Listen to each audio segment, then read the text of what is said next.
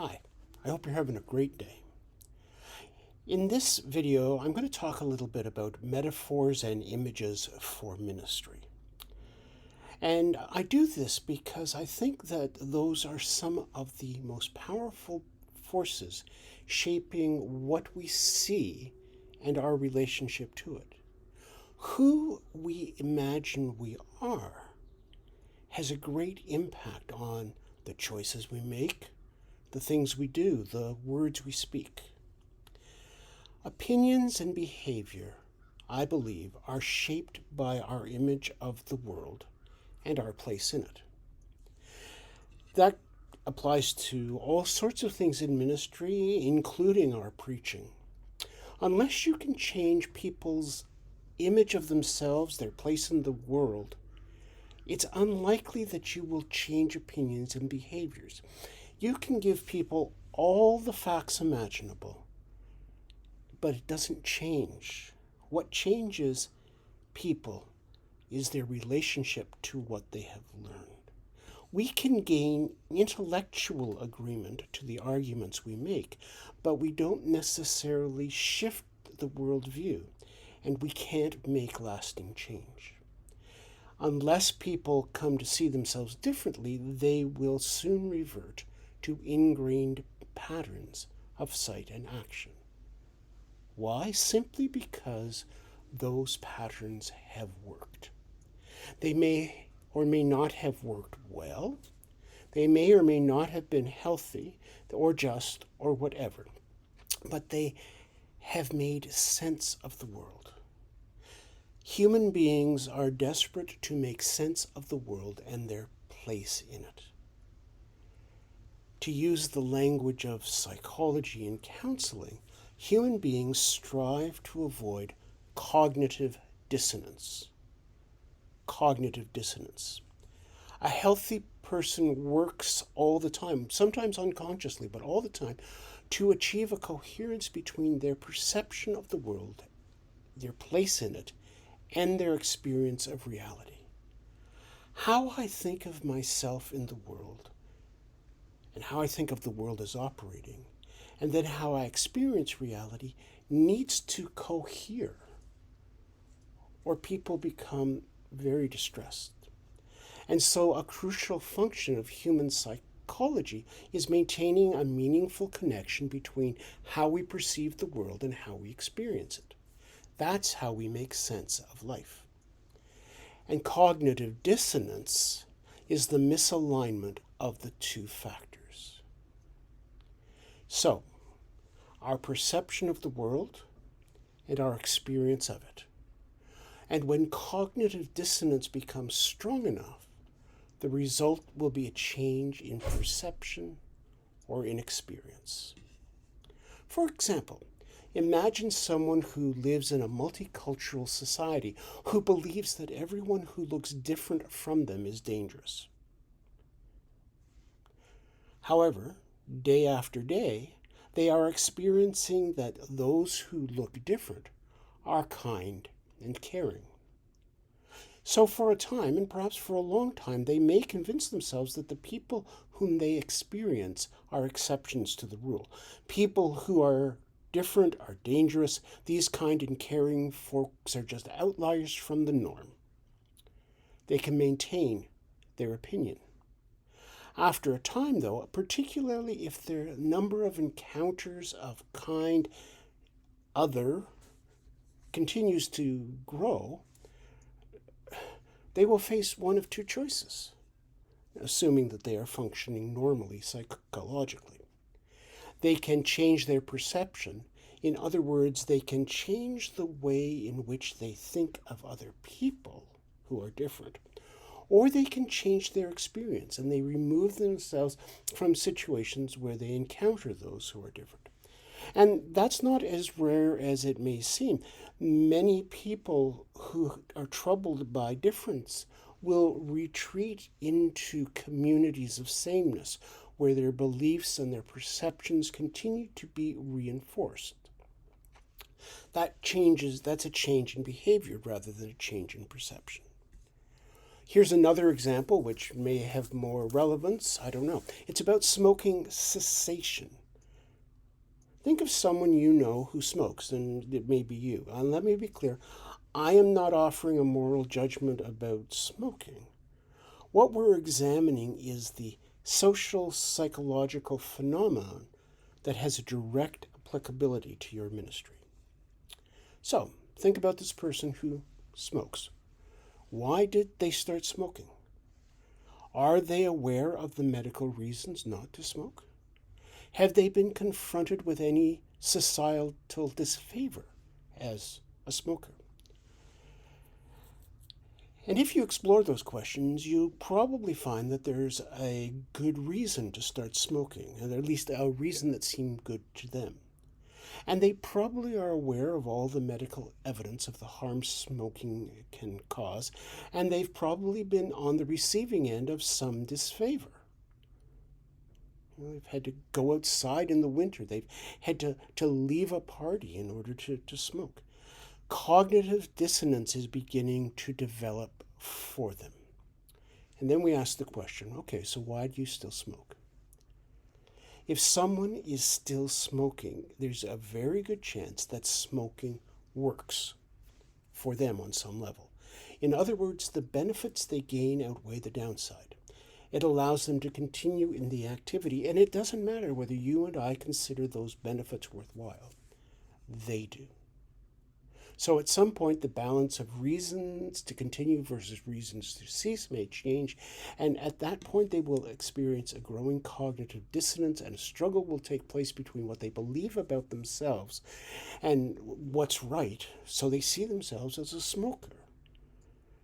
And how they act, on the other hand. Then they may be ready to undertake the very difficult shift in behavior to overcome the dissonance. This is also where the willpower arises to make very difficult changes. Now, I'm not suggesting that breaking an addiction is simply a matter of making up one's mind. I'm not saying that. I am saying that our self-images have great power. And so, what is all that to do with ministry? Images, our images of ourselves and of others, shape our self-understanding.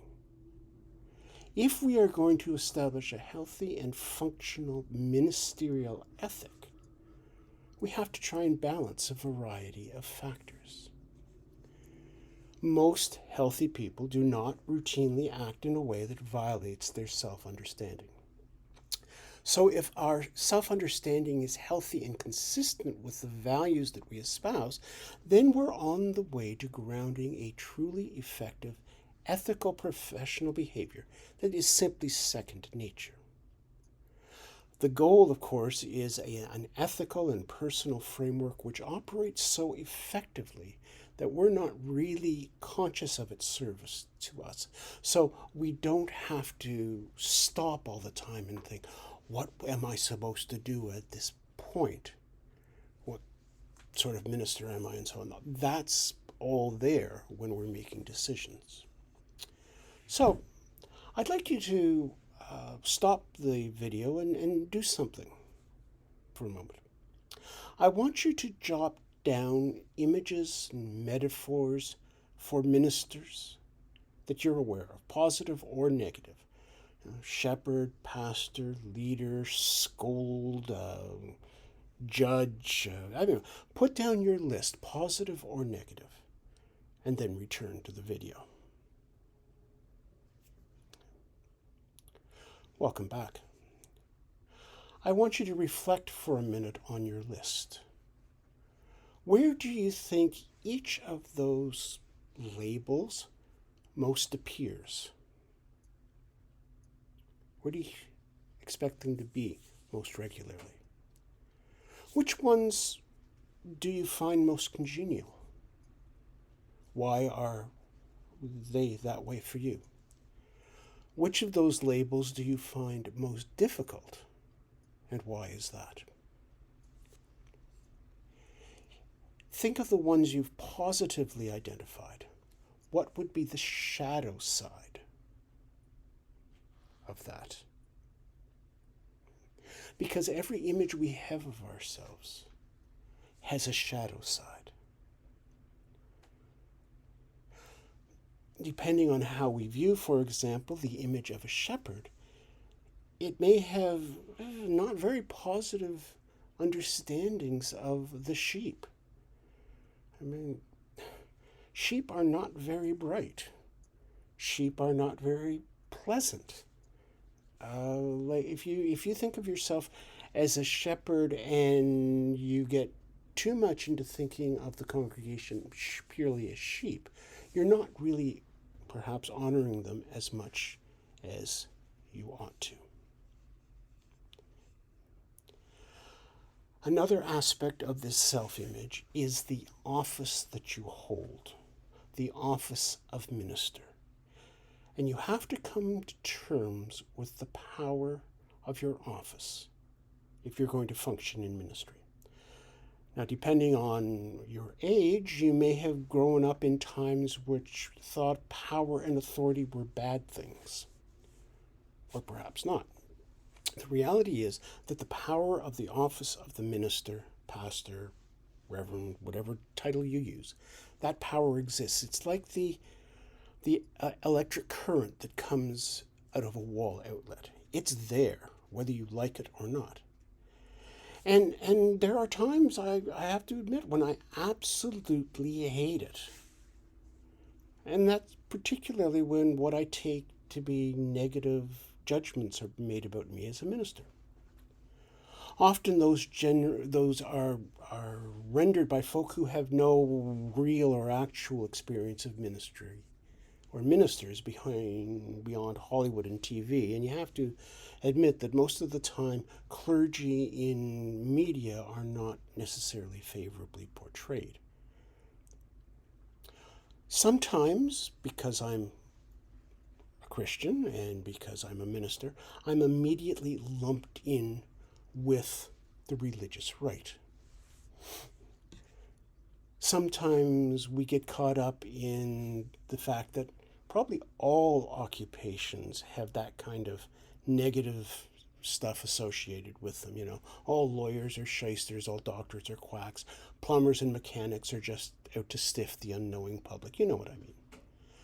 But to a different extent, clergy really are what we do.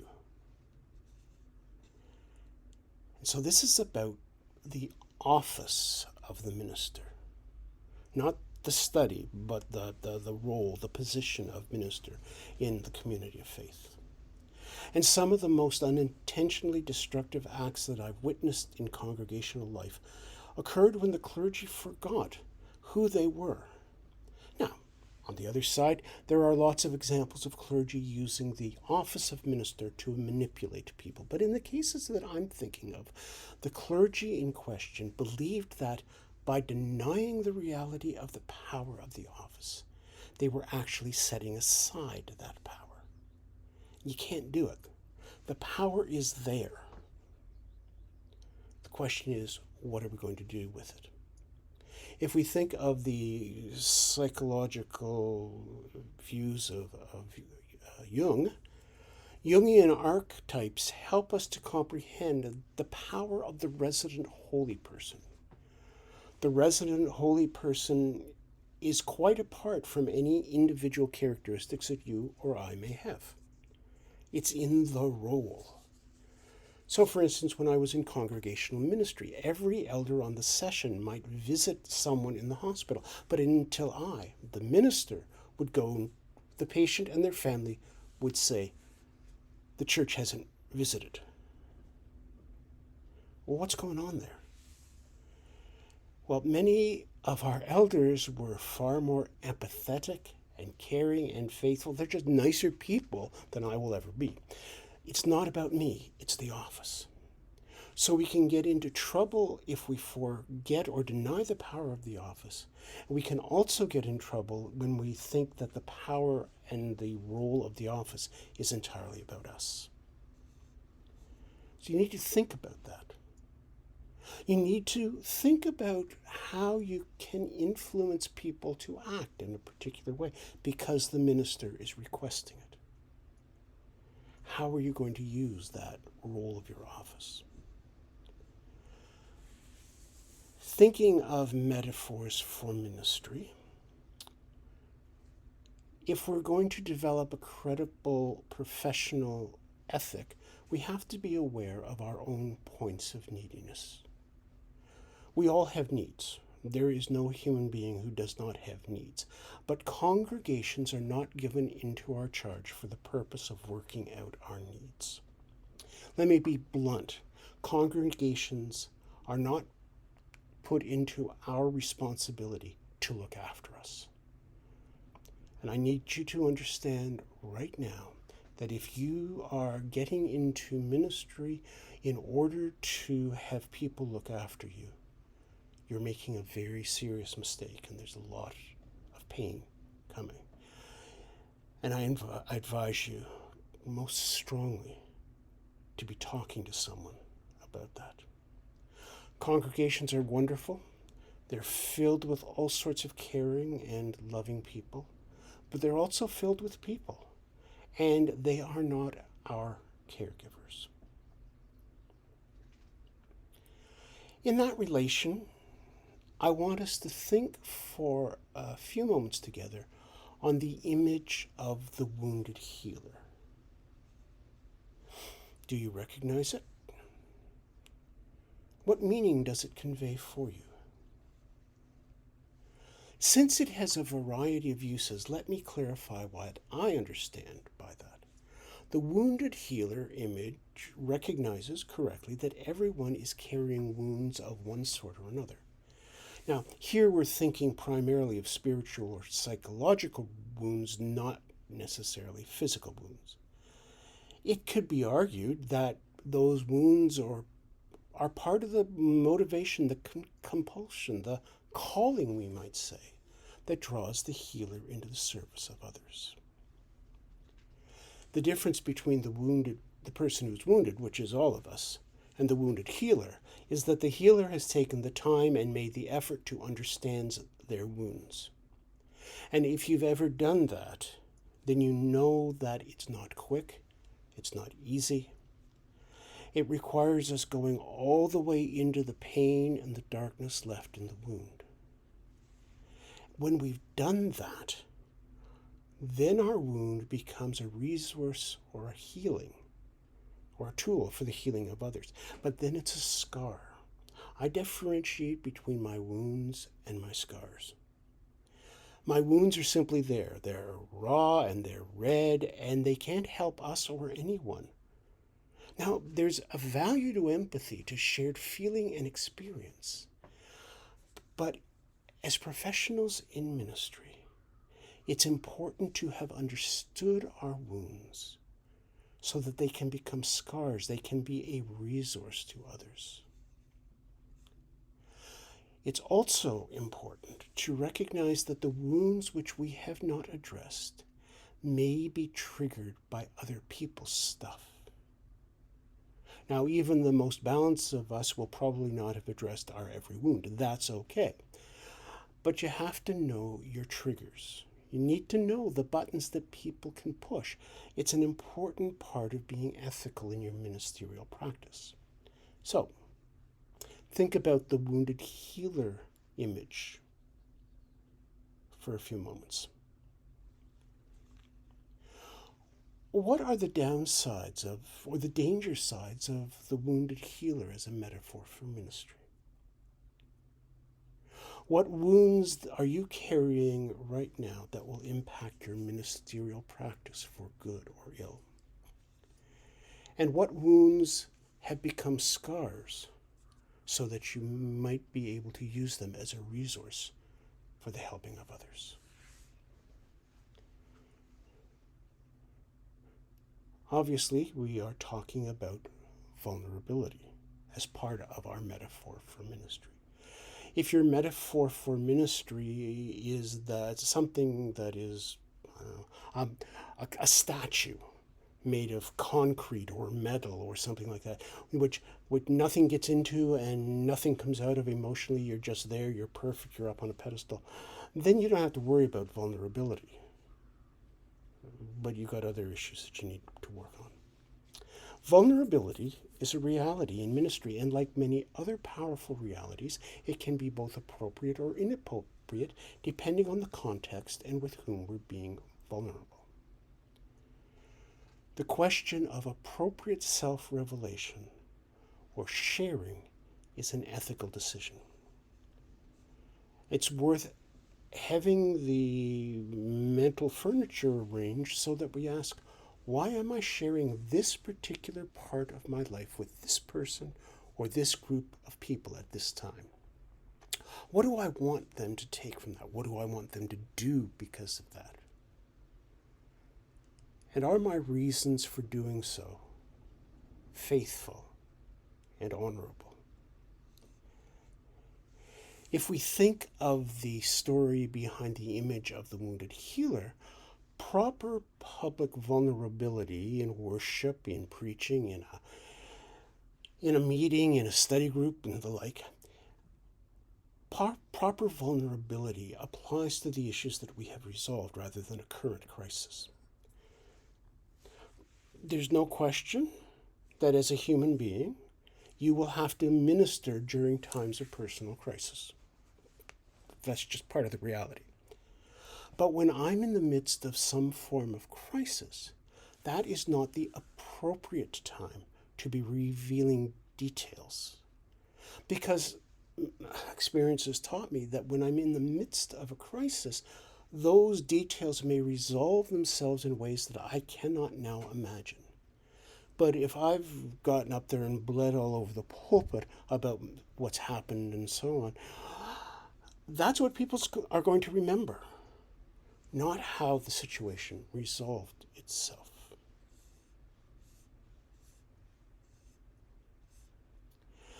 Think about another image that we might want to consider, and that's the image of the servant leaders. The servant leader is an image which is popular in church circles. Many people think it refers to Jesus. In fact, the origin of the term servant leader is not in Scripture. It's in a story by the German author Hermann Hesse, who tells a short story about a group of pilgrims, a group of travelers who are on a journey. And one of them is the servant. And the servant makes it possible for all things to take place. Servant looks after all their needs. The servant makes the hard decisions, and so on and so forth. It's the servant who they come to depend on. And as part of Hesse's story, when the servant disappears from the story, for reasons that don't need to stop us here, when the servant disappears from the story, then they can't function. They're frozen. In serving them, the person has, in effect, de-equipped them, taken away from them their initiative, their capacity to act. So, what freight, what contents do you put behind the image of servant leader?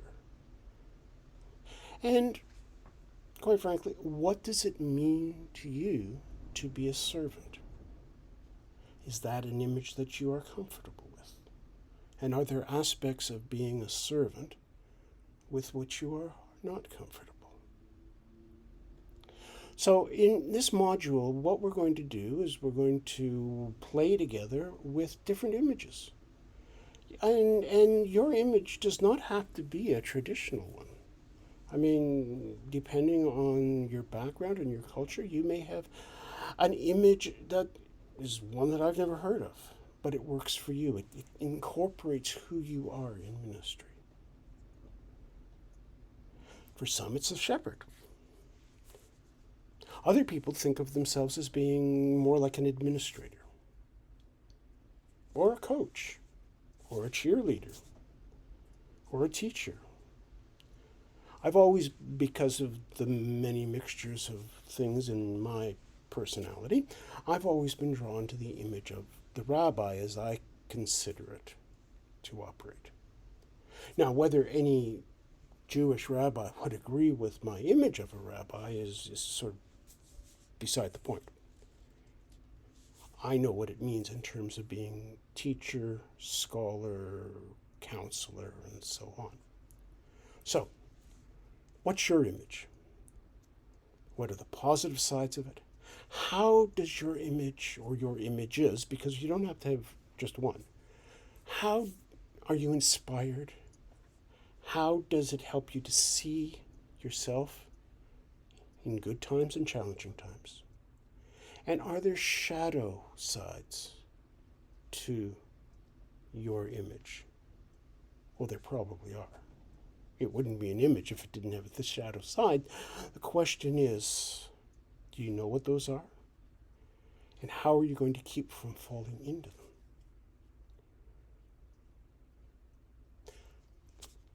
I'll see you online as we share images and respond to one another. Thanks very much, and I wish you grace and peace for the rest of your day.